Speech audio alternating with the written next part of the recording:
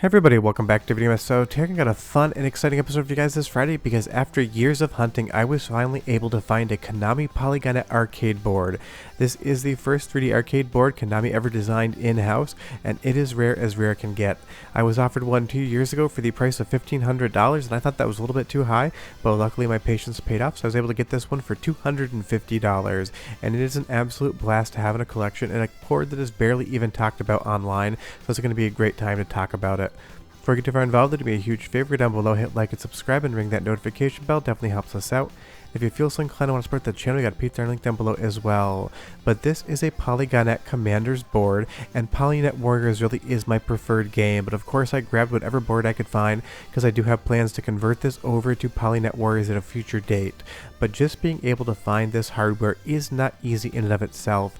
It is rare, and there's only 2 games that ran on it. They're basically identical to each other outside of theming. But taking a look at the board here, it's a very simple setup. You have some socketed ROMs for some of the graphics and program ROMs, and unfortunately a few of the chips are actually soldered directly to the board, which is going to prove a little bit difficult on the conversion side. And whatever's underneath this sticker, I just left it as is because the sticker is part of the charm. And if you see here, there's going to be a lot of Konami customs on the board. This was basically a wholly in-house designed board by Konami as far as I can tell, but there's very little documentation on it. If we take a look around the other areas of the board, you're going to see just how much isn't actually populated on this PCB. It seems like Konami had plans to put a lot of different games, a lot larger games on this hardware, but they gave up after 2, and I'm really not sure why. But again, Konami loves developing new arcade hardware and barely doing anything with it. It is in their DNA. You'll see back here we have a Motorola 68020 CPU, and that's going to be driving basically everything. And I'm highly presuming these 2 ROM chips to the right are going to be program ROM because they share those lanes with the CPU and are so close, but again, presuming on that one.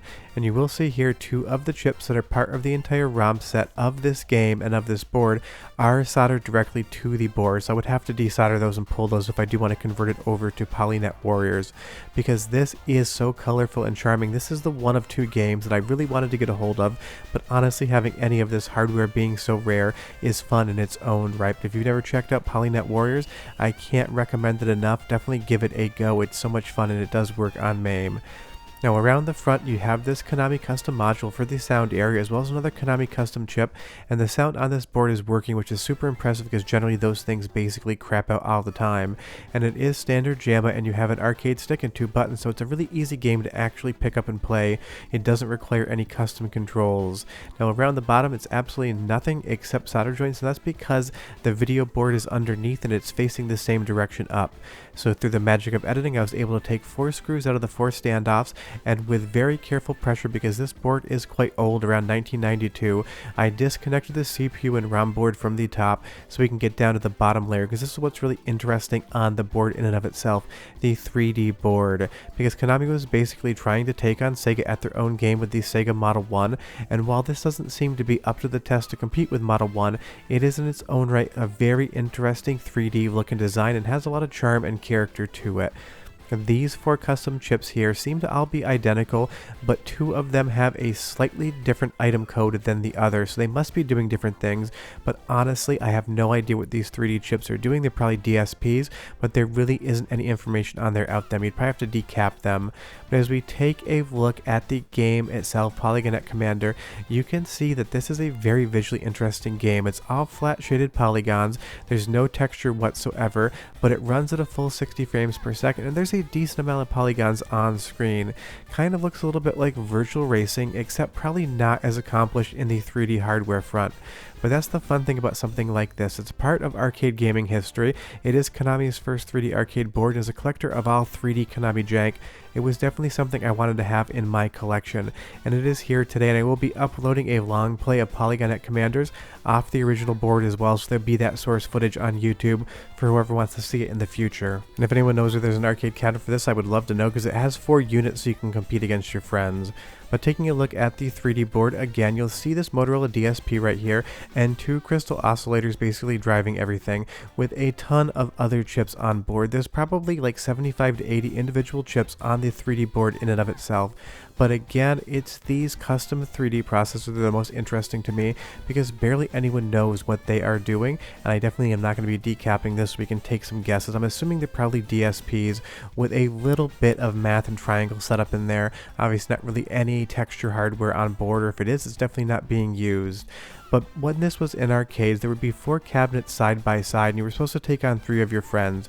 Each of these cabinets could be linked together, and that was where a lot of the fun came in here. So I can't play this with a second player because I would need a second board, but playing against the CPU is a ton of fun, and it is quite challenging. And because of course it's Konami and arcade related, it's got an awesome soundtrack as well, so I'm going to give you guys like 45 seconds of the audio, but come back because I have more history to tell you about the Polygonet board, where it came from, and what I'm going to do with it next.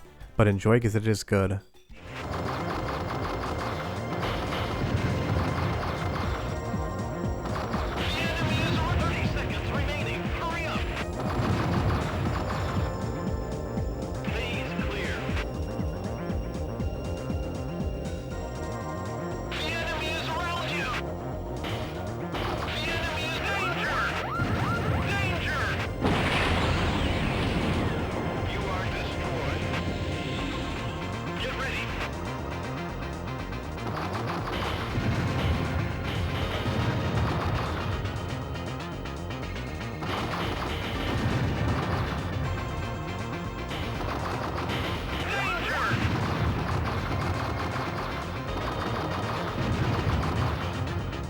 Fun kind of techno soundtrack that works in the context of the game, and I love these little vignettes here as well. As you're picking your arena, they spin around, and for some reason this gives me a lot of Atari Jaguar vibes, especially Iron Soldier.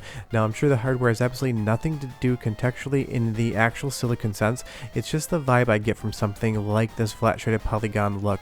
But tell me down below what it most resembles to you. Now I will say that this is a very easy to play game, shockingly so. These are tank controls and you are using an arcade stick, but it's actually very intelligently designed. If you push forward up on the joystick, you go straight. If you go diagonal right or left on the up axis, you end up turning left or right going forward. Drop the arcade stick back, you're in reverse, and drop the arcade stick back into the diagonals and you're reverse and turning. It's actually extremely easy and maybe one of the best implementations of tank controls I've ever used, and obviously because it's actually a tank in first person, it does really work in context. You have 2 shot buttons and the entire goal of the game is to destroy all the enemy tanks, get through all the waves before the time runs out. Now I will say this game on normal timing can be almost impossible when you get to later stages. It really doesn't want to give you enough time to actually see the next level. So if you do ever want to play this game in MAME, or for some reason you pick up an arcade board, go into the test menu and increase the time to long. That will make the game infinitely more playable. But on the graphical side, I just love this look. The colors, the pastels, the flat shaded polygons, it is a style and it is a vibe, and I'm 100% into it. Now I do think Polynet Warriors is a more fun game because it has that sense of whimsy and charm, but the more I actually play this game, the more I think I probably won't actually convert it over to that game. I'll try to find a second board, but tell me down below what you think I should do. Should I leave this bone stock as is and not touch it, or should I try to socket all those ROMs so I can switch back and forth between both games? Because part of me doesn't actually want to do that and sort of just touch the original arcade board. Maybe I should leave it stock, but I'll have to really decide that. As we move on to the final stage in the game, there's so many tanks at a time and everything just seems to run at a stable frame rate. It's a little bit disappointing to me that Konami didn't try to do more with this board. I get that Konami loves cycling through hardware. They would invent a new arcade board for one game and completely abandon it for a new, slightly different design 6 months later, but I would have loved to have seen what else the Polygonet arcade board could have done. A platformer, maybe a fighting game specifically. I'd love to see Konami's take on Virtua Fighter back in this era because we never got it. And I have absolutely no idea how they even made games for this thing. If there was an SDK, what would happen to it? This is basically almost unknown. There's very little hardware out there for it, and like I said, it took me an absolute eternity to find a board at a cost I considered fair. But that is Polygonet Commanders. It's such a fun, interesting board, and I absolutely love having it in my collection. There's very few Konami arcade boards that run in 3D I haven't been able to find, but there's still a few out there, so hopefully sometime later in 2024 I'll find another one and can bring it to you. But this is a piece of arcade history, and it's a piece of Konami history, and it's now running in my house. And I will definitely upload that long play as well. But I am curious, did you know that this game existed? Have you ever seen or played it before? Because this board is a North American board, and it has the North American warning in the beginning when the winners don't do drugs splash screen. So at some point in time, this board was somewhere in the US, but I never remember seeing it back in the day. So if anybody did, please tell me down below. But yeah, that's the Polygonet arcade hardware. Definitely exceedingly rare, exceedingly weird, and unfortunately underutilized by Konami because there's only 2 games, and it's basically a palette and art swap of each other. They're the same game with different themes.